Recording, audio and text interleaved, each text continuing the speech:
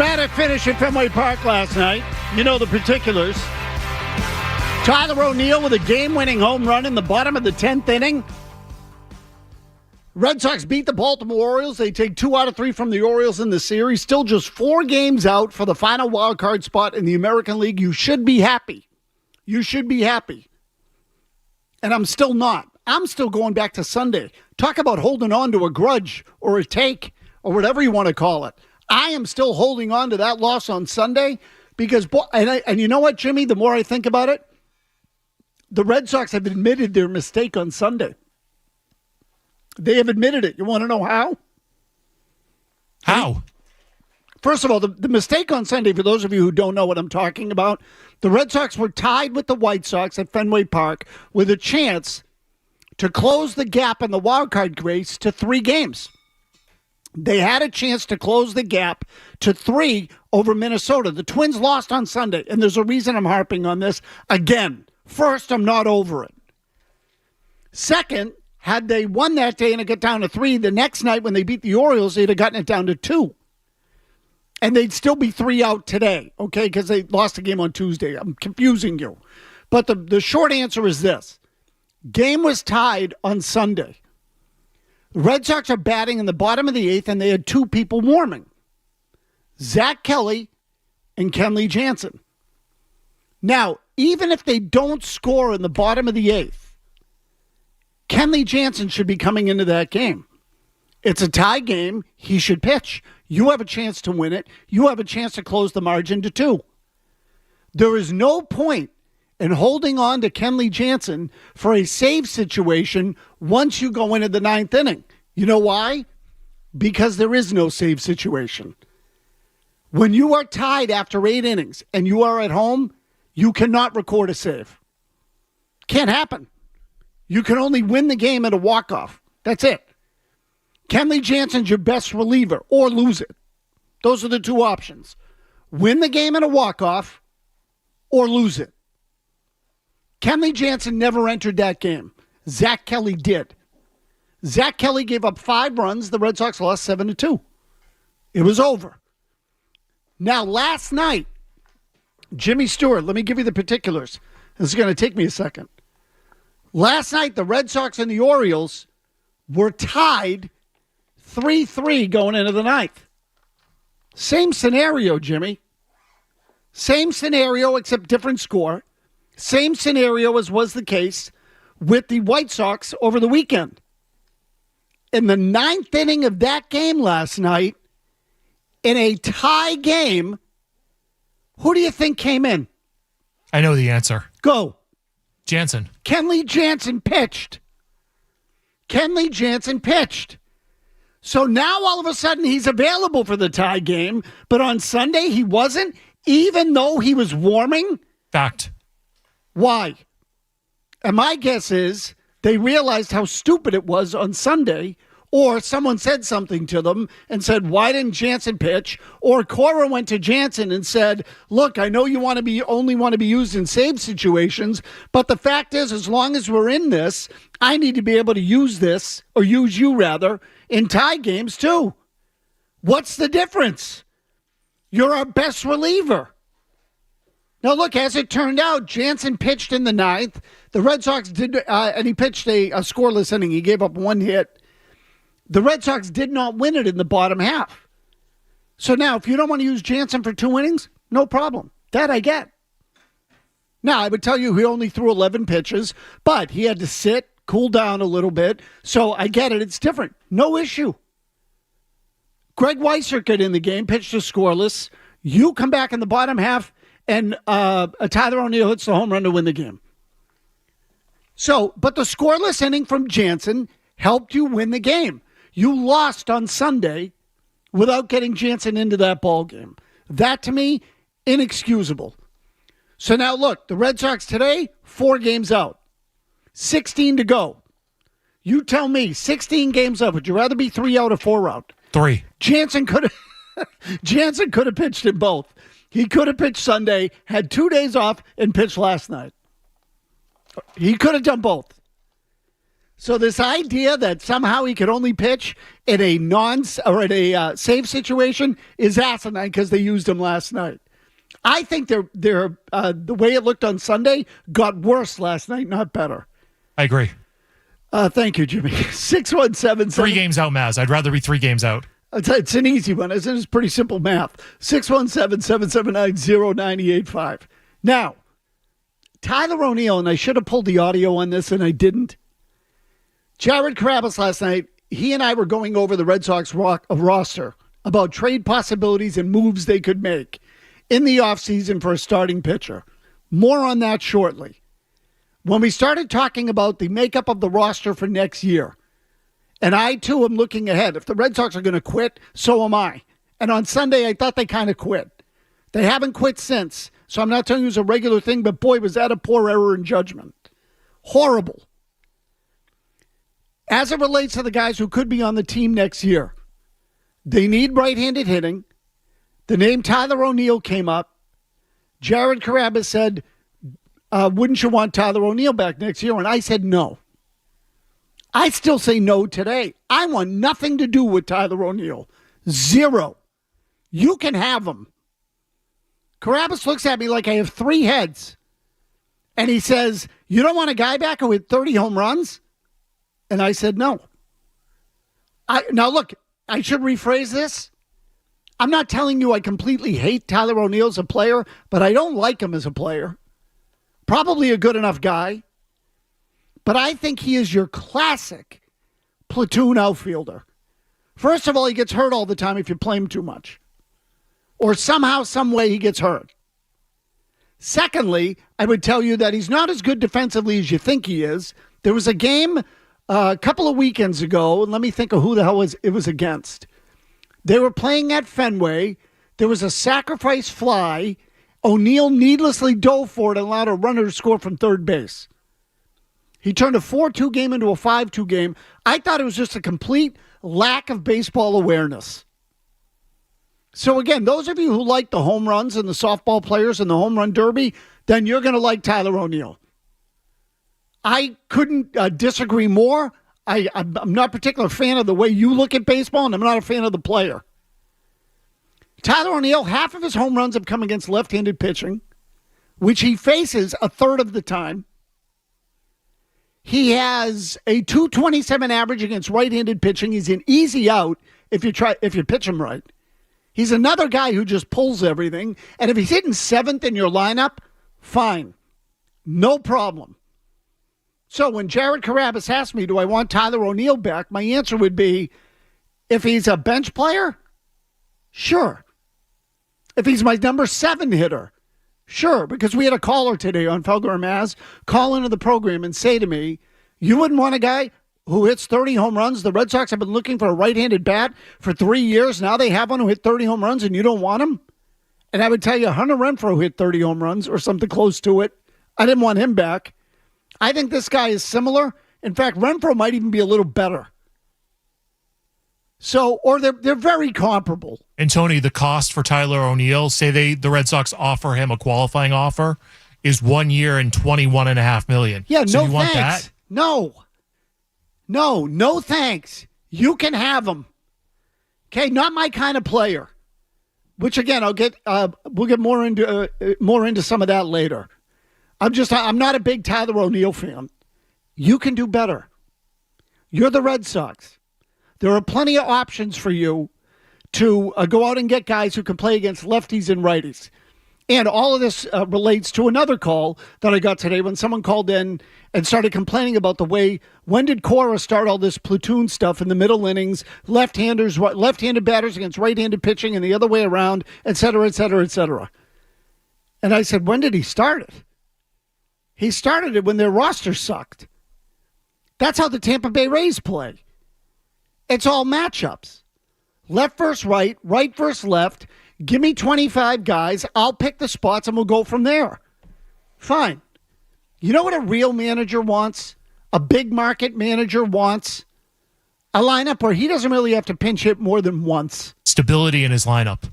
He wants to be able to fill it out 1 through 9, and whether it's left-handed or right-handed doesn't matter because all of his guys can hit anybody. or at least hit them respectably.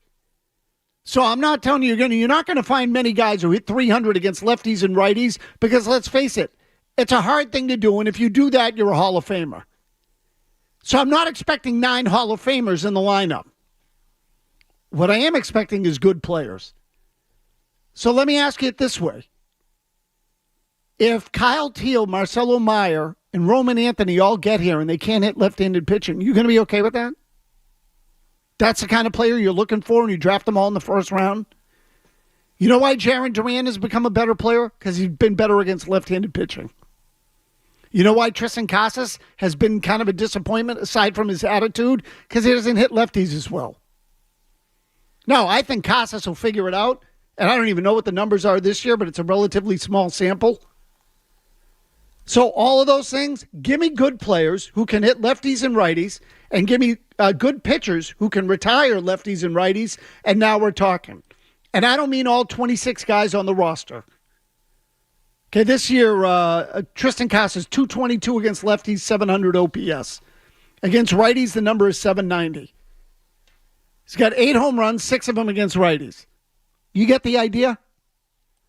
So there's room for improvement in all those guys. 617-779-0985. Much of the conversation around the Red Sox until they get a little closer. If it were 3, we'd have a race.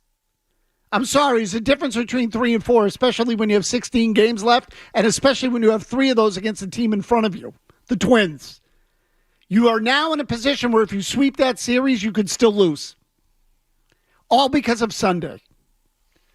Again, 617-779-0985. We'll tell you exactly what Carabas said about the trade. I shouldn't say the trade deadline, the trade market, and what the Red Sox are preparing to do, apparently, over the winter. That's next.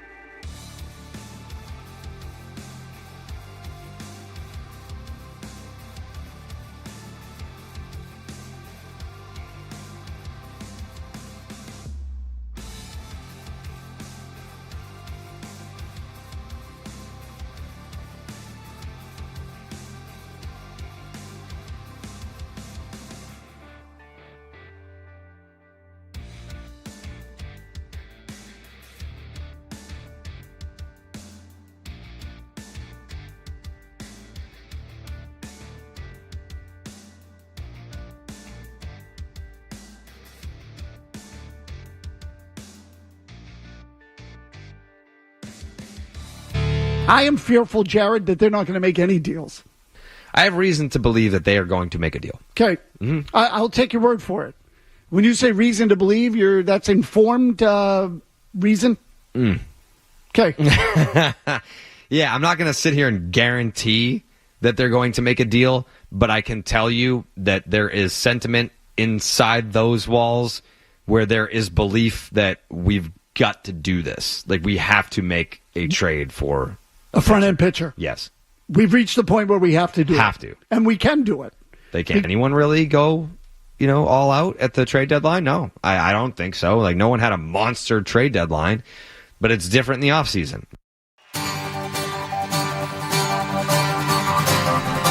So that was Jared Carabas last night, saying that internally, the Red Sox know that they are at a point where they need to make a deal for pitching. That they know that. Do you believe that? If you're out there again, do you have confidence that that's what they're going to do? Do you have confidence that they can execute it? And to me, those are two different questions. So I'll say this part clearly. Because I said to Jared, I have my doubts. I hope you're right. Do I think the Red Sox want to make a trade? Yes. Do I think the Red Sox know that they need pitching? Yes. But I would also tell you that I think they wanted to sign a pitcher last year. They didn't do it. Breslow couldn't execute it, or they couldn't execute it organizationally because they didn't want to go to the numbers it would take to go get Yamamoto, or take your pick, or Imanaga, any one of a number of pitchers. And I'm just spitballing here. Flaherty, Jordan Montgomery, Blake Snell, take your pick. Any one of those people. Whatever deal it is that you like. The Red Sox could have signed any of those players. They didn't. So, again, I'm at the point where even if you tell me that they want to do something, I'm sure they do. I'm not sure that they can execute it. So, now this brings me to the trades. The trade market possibilities for them are probably better than the free agent market possibilities because they have a lot to trade. They have a lot of prospects, including right now the number one prospect in baseball in Roman Anthony, whom I'd be shocked if they dealt. But that doesn't mean they can't trade someone else. Be it Jarren Duran or Marcelo Meyer or Kyle Teal or Tristan Casas or Brian Bayo or did I say Jarren Duran? Take your pick. Braden Montgomery. They have a lot of different guys they could move. When are they going to do it? And then if they do concede that now is the time, I think they should have done it last year. It would have helped them this year. Put some of these guys on the field with a better pitcher, and they're probably in the playoffs right now. Tony, can I add a little piece of info that I heard from a little birdie today? Hold on to that thought. Okay. Hold on to that. And it's not the birdie you think it's the birdie of. Okay. Tell me in my ear, Jimmy. Tell me in my ear, because I may know it. And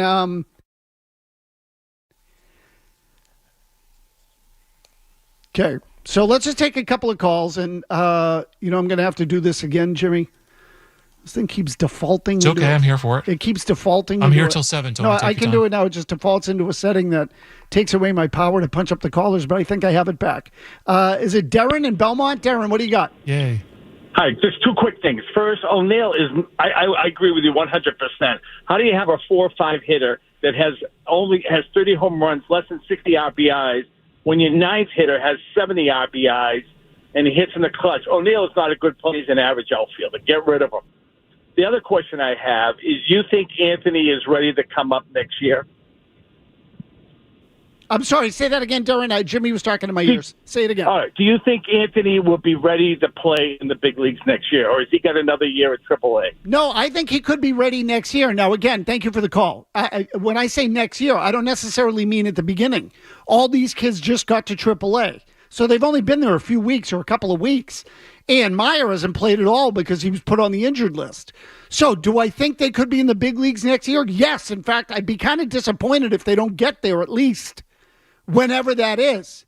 Now, do I think it'll be in April? No. Do I think it could be in mid-May or June? Yes. And do I think they'll be ready to play in the big leagues? Probably not. Ideally, would you love to give them more time in the minors? Yeah, maybe a little more. But I also think you're at a stage where you got to get them up here. And no matter when you bring them up, there is going to be an acclimation period that is transitional, for lack of a better term. So they're going to have some ups and downs. The best way to integrate these guys at the big league level is to put them in spots in the lineup that doesn't necessarily put pressure on them. The other thing is you don't want to integrate too many of them at the same time. Because if you got 3 rookies at the in your lineup at the bottom, then there now is going to be pressure on them because they can't all go cold. So you can't just completely throw away 3 spots at the bottom of the lineup and, they're not all going to hit 7, 8, 9 anyway. They're all left-handed.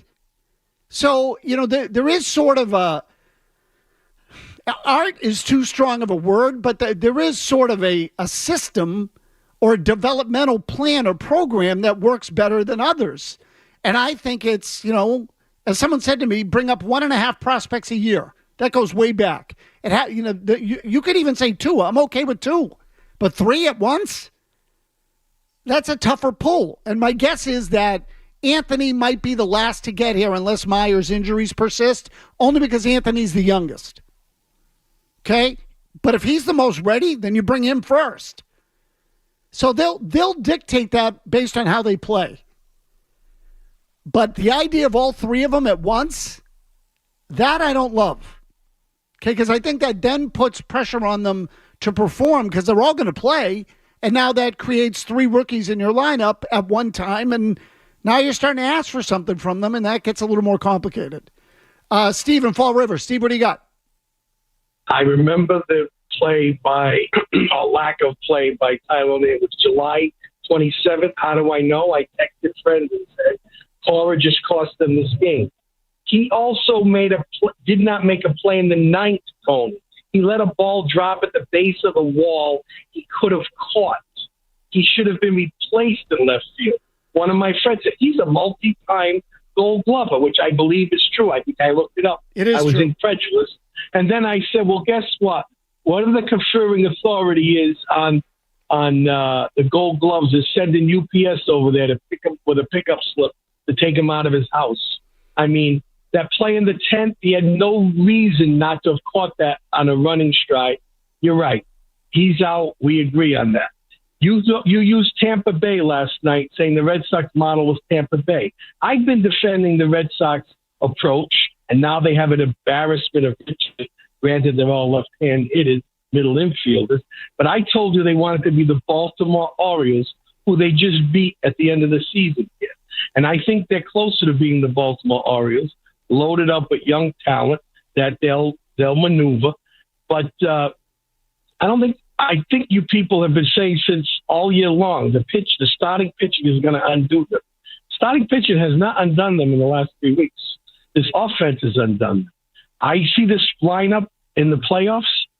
How Bayo, Pavetta, and Crawford. What's the matter with that? I'm ready to go. I'll take that. I'll take that in. There's no Tampa Bay there where you're going to string a bunch of 2-inning guys.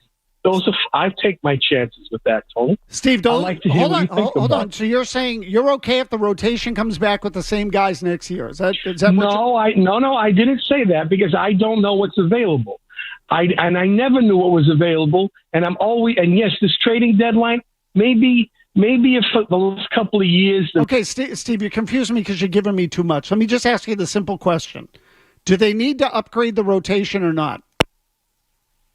You always need to upgrade the rotation, but you're like we've all said, better to do it in the off season than make a lousy, one-sided deadline deal. Okay, where you give up a prospect. But no one's saying make a lousy deal. Do you think the pitching they have now is enough?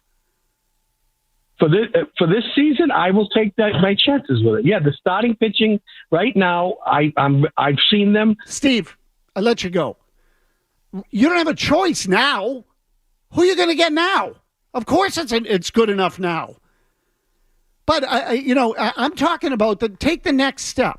If the Red Sox want to take the next step and not just be a fringe playoff contender, because right now they're just competing for the final spot in the playoffs. They're basically a 500 team. If you want to take the next step and be a playoff team and be a championship contender, Please don't tell me you think the pitching's good enough, and I don't think you're saying that. But I just want to make sure. I'm just looking for a clear answer. The pitching's not good enough. Fact. And, when you say, well, you're always looking for... No. Answer the question. As constituted right now, is their pitching good enough to contend for a championship and be in the playoffs? The answer is no. So they're going to have to make a deal.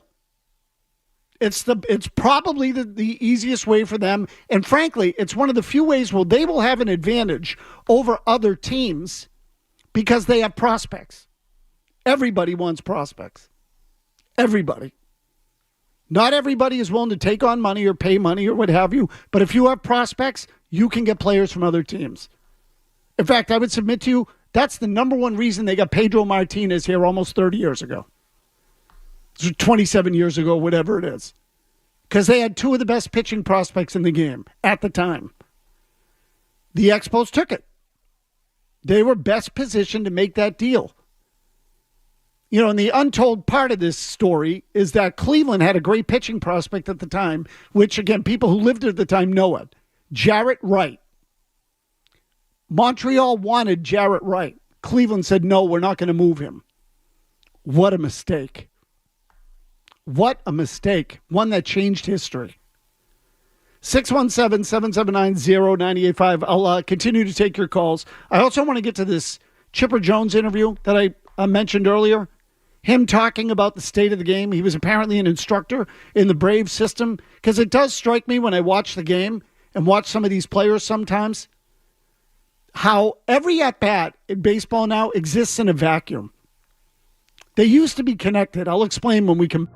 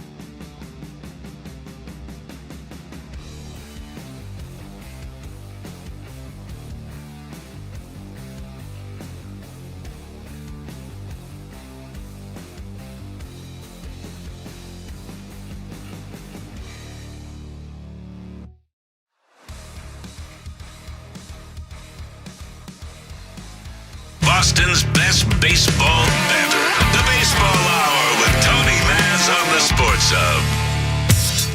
I'll explain in a minute. But Harrison in Newport. Harrison, what do you got? Hey, Tony. So I multiple things I wanted to go over, but obviously I know don't have the time. First of all, though, I was curious of all things because I generally tend to agree with you on pretty much everything. Is Tyler O'Neill and why I guess you're so bent out of shape about him, being somebody. Obviously, I understand he's completely inconsistent. Either he's, usually 0-4 or, homers twice in a game or whatever, lacks defense. But I feel like he does, provide some pop in the lineup. He's a right-handed bat, which you don't have many of. And, for the $5 million, I feel like compared to a lot of other guys on the team, it's just the roster is just so top-heavy when it comes to the salaries when you have Trevor Story, who's, 22, 23 million a year. That has absolutely killed the team over the past 3 years. And you have Kenley Jansen, ex-Brave, ex-Dodger, who, has had an okay season but is older and just not where you want to really be spending your money. And then you pair that with Yoshida, who has actually had probably his best year this year, and zero pitching prospects, which is kind of like my I have no idea, but I just don't understand why they are so loaded with, or, pretty good with, positional prospects, but no top pitching prospects. Yeah, I just was curious what you thought. No, so Harrison, look, it's it's the biggest problem in the organization. The absence of pitching prospects. And the fact of the matter is that Chaim Bloom was the chief executive for 4 years. And in the draft, they put an emphasis on positional players and drafted very few pitchers high in the draft. So that's your answer. Now, I would also tell you that historically, the Red Sox have been a bad pitching organization. They've had stretches where they've produced them. They had one in the early 80s. Bobby Ojeda, John Tudor, Bruce Hurst, Roger Clemens. That might have been the best one in team history, frankly. And then they had John Lester, Clay Buchholz, Jonathan Papelbon, that stretch under Theo Epstein. Now, the way the Cubs built their championship under Theo, or their championship roster, was to draft positional players and buy pitching, which you can do. It's the easiest way to do it. Pitching is really tough to forecast. So obviously a greater injury risk, etc. Positional players are a little easier.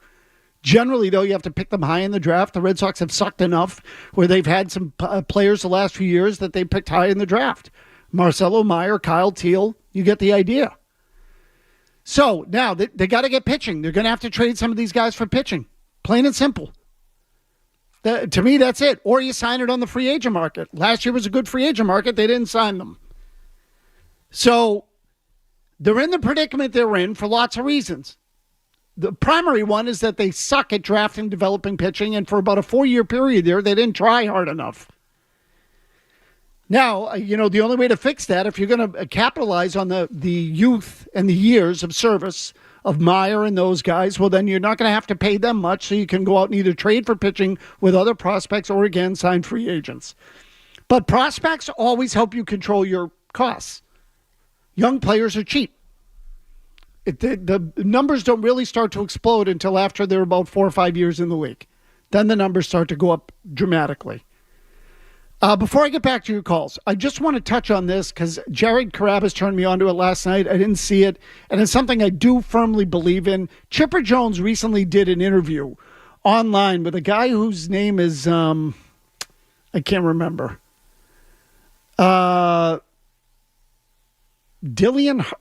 Dillian Harper is his Twitter handle. Is that a real Twitter handle? I don't know. In any case, there's an interview on there with Chipper Jones. And Chipper Jones was apparently an instructor in the Braves system. And let me just tell you up front quickly, Chipper Jones, to me, is one of the great, great players of all time. I thought he was outstanding. He's obviously in the Hall of Fame. But beyond that, I love everything about his game. He was what I call a winning player. And he was not a great third baseman defensively, but he was good. He was almost a Red Sox. He what? He was almost a member of the Boston Red Sox. Is that why did they want to pick him? So in Seth Mnookin's book, Feeding the Monster, yep. Theo Epstein almost traded Edgar Renteria to the Braves for Chipper Jones during the season. Okay. Renteria's first season here. So to me, I love Chipper Jones. If you were to say to me, put together the all Mazz team, Chipper Jones is on it. The Mazz Stars? Okay. So just to give you an idea, Mattingly, Alomar, Chipper Jones, and George Brett, one of those two at third base, Derek Jeter, Ken Griffey Jr., David Ortiz, Paul Molitor, all those guys are winners. They're all winners, winning players. Griffey, maybe not so much, but he was the single most talented player I've ever seen. And in the big moments, Griffey was tremendous. Okay, when Griffey was locked in, he was dynamite. So I'll take the winners. Mattingly didn't win either, but he was a sound. They were sound, smart players, all of them. All of them. Those are the guys I want. This is Chipper Jones on the state of baseball as it pertains to young players, how the game is being taught, and more importantly, because of how it's being taught, how it's being played. Yeah. Working with the Braves for the last couple of years, it's very frustrating. It is very frustrating. I can't stand giving away outs. I can't stand strikeouts. I can't deal with guy on third, less than 2 outs, not hitting a ground ball to shortstop or second base to get that run in.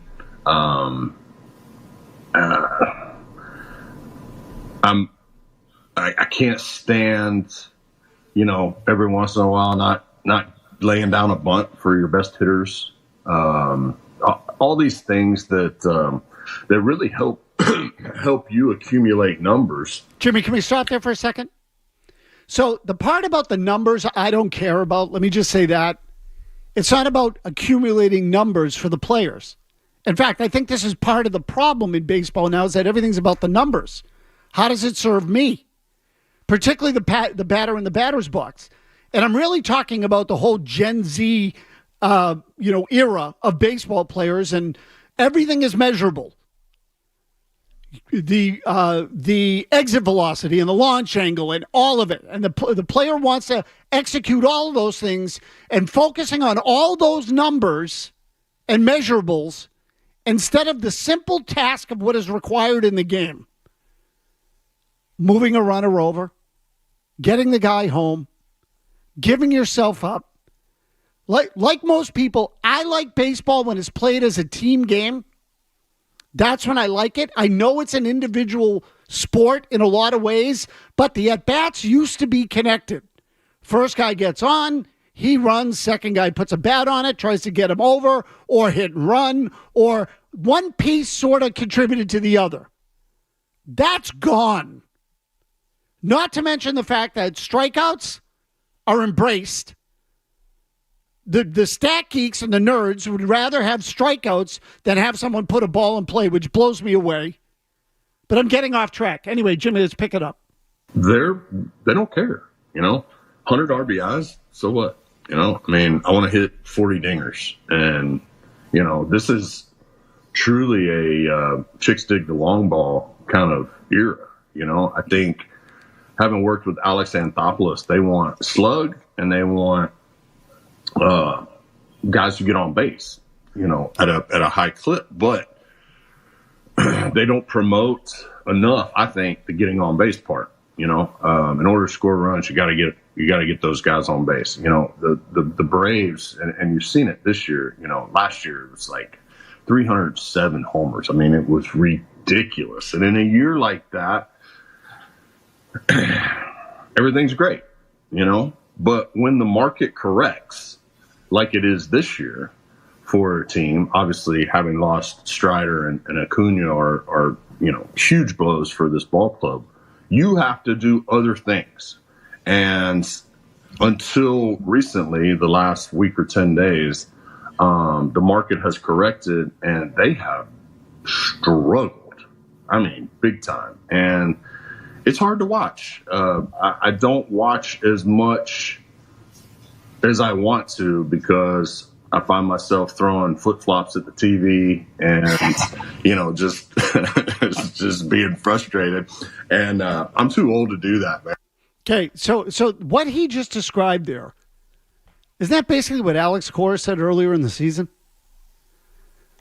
Put the ball in play. See what happens. instead of worrying about the strikeouts or the launch angle and the home runs. Every player is sent up to the plate now, and some of this is because of what they're taught. Some of this is because of what's accessible to them in terms of information, and some of it is the money that comes along with home runs. Everybody wants instant offense now. No, we're not going to put together a rally. We're going to all go up and swing for the home run, see if we can hit it out of the ballpark, and that's the most efficient way to score. And they just don't play the game anymore. So this, to me, is one of the chief, despite the rules changes, is one of the chief reasons where I think the game still kind of sucks. It's better, but it still kind of sucks. It's there's not even an attempt to make it a team game anymore. None. Your job's to hit lefties. Okay, that's it. Try to hit the ball out of the park. But there's no, let me move the guy over. Let me get the guy in. You get on. I'll move you over. We'll do this. No, there's no we in baseball anymore. We. And just listening to Chipper Jones talk about it to me, crystallize again. He's one of the great players in the history of the game. Switch hitter. The Braves would move him to play shortstop in a pinch to fill in as a third, when they needed help there, which he could do because he was that kind of athlete. Good run producer, hustled, ran well, lots of good stuff. Would a guy like him be allowed to do a lot of the things that he did in his career now? And would they show up as much? Or would it just be, no, Chipper, we don't want you to hit 300. We just want you to hit home runs. Anyway, it resonated with me. There's a lot of things about the game I don't like, and put me on a list of a long list of people. I will wrap it up when we come back on the Baseball Hour. Stay tuned for more.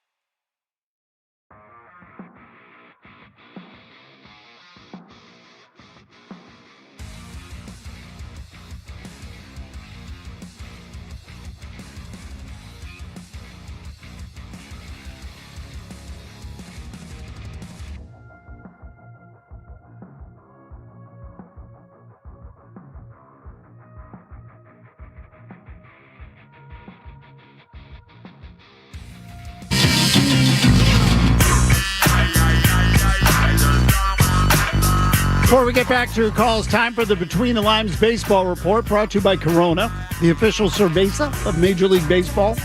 With what to watch out for during this weekend's games, enjoy the finer life of sports with Corona. Must be 21 plus. Relax responsibly. Corona Extra Beer, imported by Crown Imports, Chicago, Illinois. Well, what do you know? September in a race, 4 out. I'd prefer 3, not to go back down that road. But 4 games with the Yankees this weekend. The Red Sox have actually played okay against the Yankees this year. They've been outscored in total runs, like by 9 runs in 9 games or something like that. But they're 5-4 against New York. 4 games this weekend. Houck, Crawford, and Bayo in the final 3, not necessarily in that order. Houck pitches on Friday. I think it's Houck, Bayo, Crawford in that order. And you basically have all your best pitchers going. Criswell's going to pitch the first game. That's tonight. You got to win 3 of these. Is he going to get more than 12 outs, Tony? Good question, Jimmy. You got to win 3 of these at least. Okay? And the Yankees have been, do you know the Yankees have been sub 500 for basically half the season? Of late, they're basically, win 1, lose 1. But they started out the year 50-22, I think it was. Since that time, they're sub 500.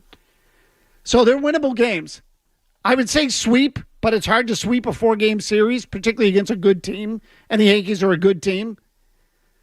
But try to go get yourself 3 of the 4. Todd in Attleboro. Let's see if we can squeeze him in before we go. Todd, what do you got?